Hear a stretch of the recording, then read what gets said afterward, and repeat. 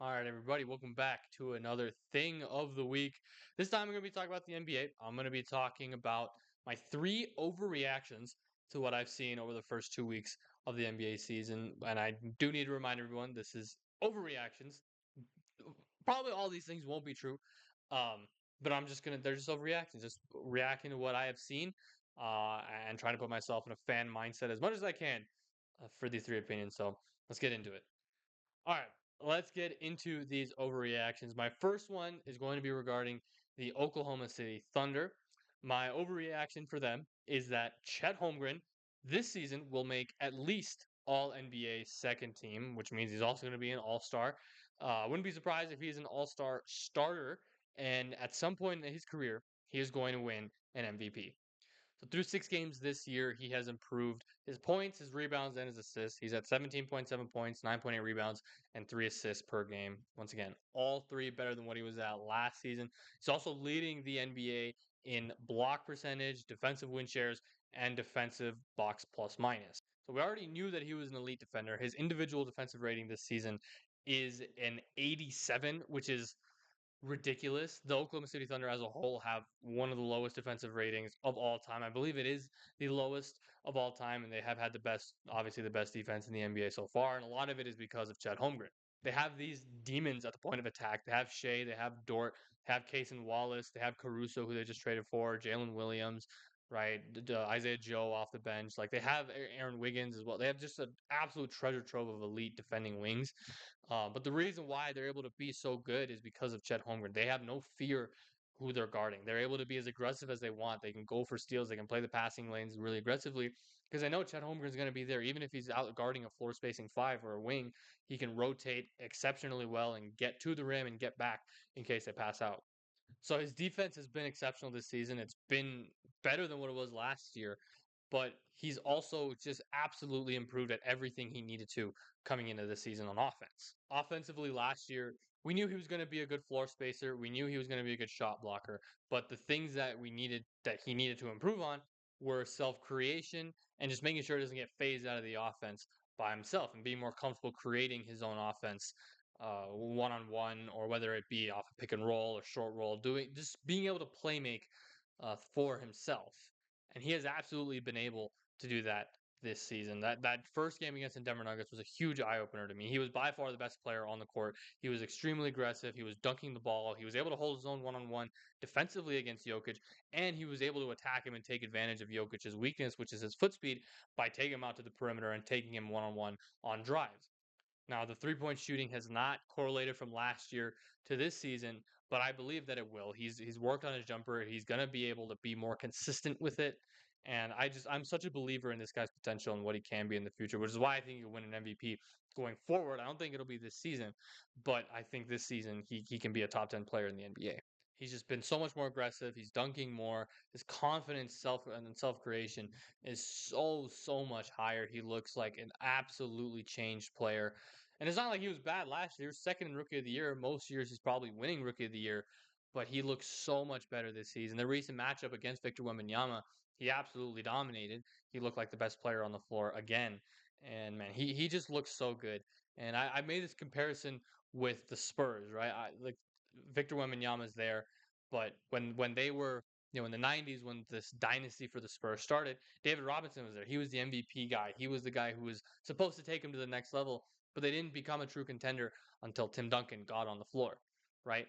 That could be the case with Chet Holmgren and Shea Gilgeous-Alexander. I'm not saying Chet's better than Shea right now. That's not true. Shea is still a tier above. But Chet Holmgren in the future could be what Tim Duncan was for the Spurs, right? He could be that extra piece that takes him from a dark horse playoff contender, taking them, winning a couple series to, hey, these guys are going to be championship favorites for a long, long time because of how damn good Chet Holmgren is. My second overreaction has to do with the Milwaukee Bucks. The Milwaukee Bucks right now are 1-5. They're second to last place in the Eastern Conference, and they look like a mess. My overreaction to this team is that they should blow it up and trade one of Giannis or Dame before the trade deadline. Now, we know that their head coaching situation has been a mess, right? They hired Adrian Griffin. They were doing good. They were near the top of the Eastern Conference, but he didn't have the locker room. He didn't have the respect of the players in there. So they fired him. They brought in a more established head coach in Doc Rivers, I guess. Now, Doc Rivers last year was 17 and 19. Majority of that time, he had his top three guys healthy. Middleton has been in and out, but for the regular season, he was pretty good, and he played the whole playoff run. Dame was mostly healthy, and Giannis was mostly healthy. So he was 17 and 19 with those guys all there. And so far this season, like I said, 1-5. So he is 18 and 24 with this roster and those two guys at the helm. It doesn't make any sense. At the time of this recording, every loss they have had has been by 10 points or more, except that loss to Cleveland where they lost on a Donovan Mitchell game winner. But regardless, that game shouldn't have been close. Dame had 40, Giannis had 30. How is that a close game when both those guys do what they're doing? I think that there's writing on the wall for this franchise. You look at their past three postseason exits since they won the championship in 2021, they have been really bad. In 2022, they were up 3 games to 2 with a game 6 on their home court against Boston, and then they lose. And then they eventually end up losing that series in 7 games to Boston. Jason Tatum had a great last 2 games. He had an all time last 2 games in that series, but you still have to be able to pull that one out with a lead and a game 6 out home in an elimination game. Then that next year in 2023, they lose in 5 games to the 8 seed Miami Heat in the first round. Now, yes, Giannis missed a couple games in that series, but they won the game that he didn't play in, and all the games he did play in, they lost, including game 5 on your home court when you're up double digits in the fourth quarter and you choke another game. Then the next season, both Dame and Giannis and Middleton are all not healthy enough to play in the same postseason run, and you lose to the Indiana Pacers, who are not your typical 6 seed, and neither were the Heat. To be fair to them, they're not the typical 8 seed, right? They obviously make it to the NBA Finals that season, but there's a reason they're the 8 seed. And there's a reason you're the 1 seed. You should be able to win that one pretty easily. And the health of this roster could not hold up to be able to beat the Indiana Pacers, who they lost to in 6 games last season. So that's 3 early exits in a row after winning a championship, which is really, really bad considering the talent that this roster has had over those 3 years. And I think that there's some writing on the wall with Giannis and Dame both in terms of wanting out of Milwaukee. I think Giannis is a very loyal player. I don't think he wants to leave Milwaukee, but he also wants to win more than anything. He's already brought a championship here. He understands what he's done for the city, but the team is not doing what they need to. The front office is not doing what they need to. He had that quote a couple weeks ago where he's like, "Listen, we know that this could be championship or bust for us. Like if we lose, I might get traded. They could blow it up." I read that as, listen, if we lose, it's not my fault. Either get me help or trade me because I don't want to be in this situation anymore. Damian Lillard has clearly not been happy through a year and a half in Milwaukee. He looks miserable every time he's out there. He's still putting up good numbers, but he's old and he's going to be getting paid $60 million when he is 35 years old. And that is another concern that I have with this roster. It's old. It's really, really old, and the health part is starting to show. Dame is constantly injured. He was constantly injured his last couple of years in Portland. Giannis is starting to show it a little bit with his health. He missed last year's playoffs with a calf strain, and he's been racking up minor things, but he's 30 now, so they're going to start becoming more frequent. And Chris Middleton has ankles made of glass. He still has not played this season, and he doesn't have a timetable to return. The young guys that they have added to this roster have not contributed enough for me to look at them and be like, hey, they can still do it, right? They just have to wait for these guys to develop. I don't think they will. Marjon Beauchamp has not looked good. In fact, he's been bad. He's a third year guy who was in summer league, which for a contender you never want to see. Andre Jackson Jr. I think is good, but I don't know if he's been good enough to warrant him being a playoff rotation level guy and being able to shore up whatever issues they have in terms of youth. And the guy they drafted this year, AJ Johnson, he's going to spend majority of his time in the G League. And when you're a team of Milwaukee's caliber, when you're a small market team, when you are already near or above the second apron with Middleton, Dame, and Giannis making as much money as they are, you need to be able to draft guys. You need to treat the draft like it's free agency. You need to be able to get guys who you believe can play right away. And they did not do that. AJ Johnson, a 19-year-old kid who averaged 3 points a game in the NBL and is not going to be able to contribute anytime soon.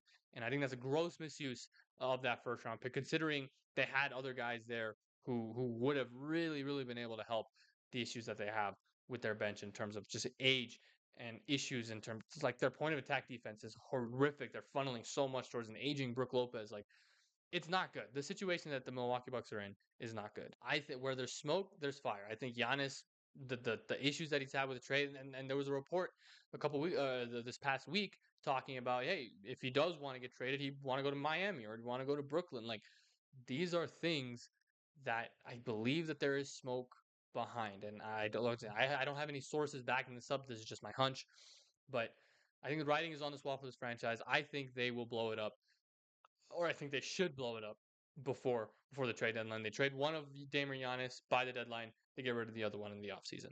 My third and final reaction over the first 2 weeks of the NBA season regards the Denver Nuggets. I just want to say that I recorded this video on Sunday night before Peyton Watson and Julian Strawther both had incredible games against the Toronto Raptors, solidifying their spot in the rotation for the next couple of weeks. But I just want to say that before anyone overreacts to my overreaction. I believe that the Denver Nuggets will trade one of their young pieces by the trade deadline to be able to make their bench workable and to allow the starting lineup to simply survive and stay healthy going into the playoffs.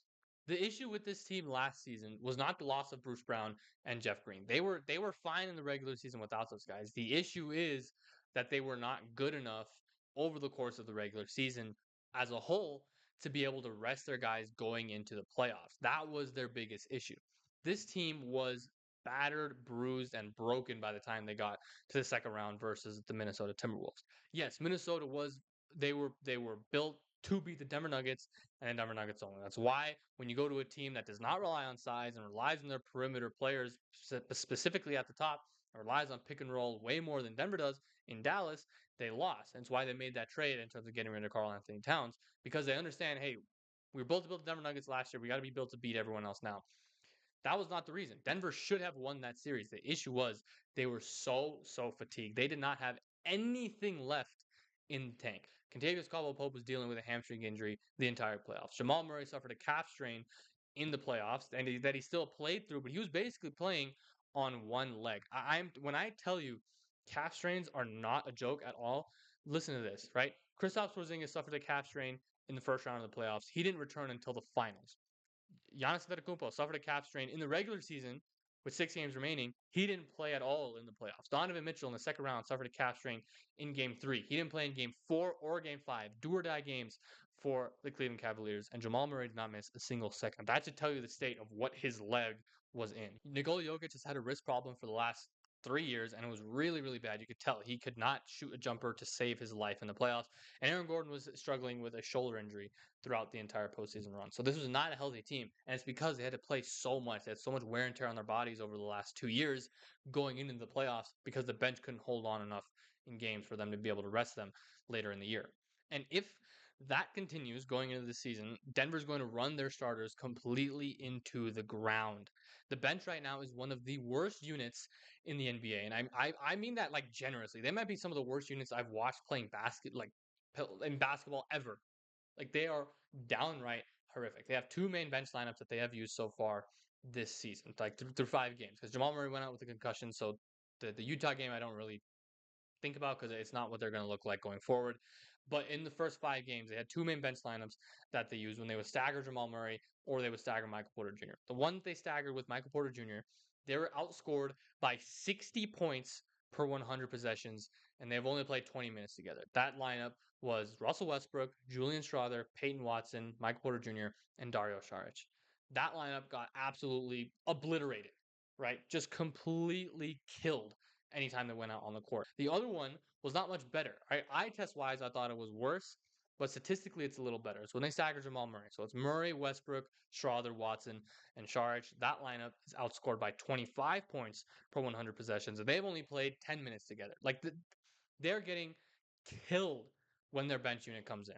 The two wins that they had before their win last night against Utah were against Brooklyn in overtime and against Toronto in overtime. And the only reason they were able to come back and win those games is because they played their playoff rotation bench in the third and fourth quarters. They had to be full on playoff mode in the back to back games in the third and fourth games of the season just to barely squeak by wins against two middling teams in the Eastern Conference. Now, I like Dario Saric has been it was the mid-level exception signing for the Denver Nuggets, and he is borderline out of the rotation through 6 games. He didn't play against Utah. They played DeAndre Jordan instead of him. Peyton Watson has been expected to take an offensive leap. He has not done that. He's remained very good on defense, but offensively, he's really bad. He hasn't finished at the rim. His jump shot doesn't look good at all. He's not playmaking at all. And that they needed him to take a step up, and he has not done it yet. Now, he missed a lot of preseason. He missed all of preseason. He didn't play a game. and he probably missed a lot of practice in that time as well with the hamstring issue. So I'll start judging him a little more harshly going forward. But still, he has not looked good so far this season. Julian Strawther is the other young guy that they needed to take a step up this season in their bench rotation. He's been okay. He hasn't been bad, but he is a young player. He's going to have issues where he looks good and looks bad because he's a young jump shooter. So you can't rely too much on him to be as consistent as you want early in the season because he's a young guy, because he's a jump shooter. Russell Westbrook, I think, has actually been a bright spot, but he is not shooting good at all. And that, again, might be an understatement. This guy is the worst shooter in the NBA efficiency wise for any player who has 50 or more field goal attempts. He's shooting 24% from the field on the season. He had the good game against Brooklyn, but even then, he was 5 of 12 from the field. The only reason why his point output was so high is because he got 10 free throw attempts and he made them all. But that's not going to happen every game. Against Utah, he was 0 for 4 from the free throw line. Like, this is a very inconsistent player when it comes to his shooting.